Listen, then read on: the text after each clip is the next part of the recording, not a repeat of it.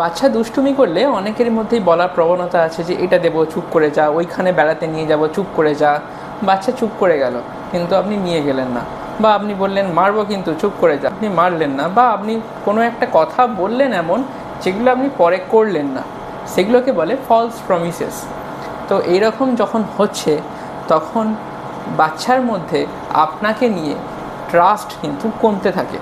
সেজন্য যতটা পারেন ফলস প্রমিসেস বাচ্চার উপরে কম করুন। বাচ্চাকে থামানোর জন্য হোক, বাচ্চাকে সুদ করার জন্য হোক, ফলস প্রমিসেস কিন্তু একেবারেই করবেন না। এক নম্বর তো ট্রাস্ট ব্যাপারটাই কেয়ার গিভার এবং যে কেয়ার পাচ্ছে তাদের মধ্যে চলে যায়। 2 নম্বর হচ্ছে, এতে কিন্তু ডিসঅনেস্টি আপনি নিজে থেকে প্রমোট করেন, অর্থাৎ ও জানবে যে এরকম একটা মিথ্যা কথা বললেও হয়।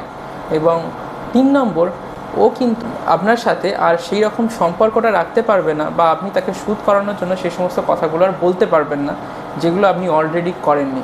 তাই ফলস প্রমিসেস করা আলাদা করে বন্ধ করে দেবেন। আপনি সেই সমস্ত প্রমিসেসগুলোই করবেন, সেটা বাচ্চাকে চুপ করানোর জন্য হোক বা যাই ভালো লাগানোর জন্য হোক, যেগুলো আপনি মেনটেন করতে পারবেন।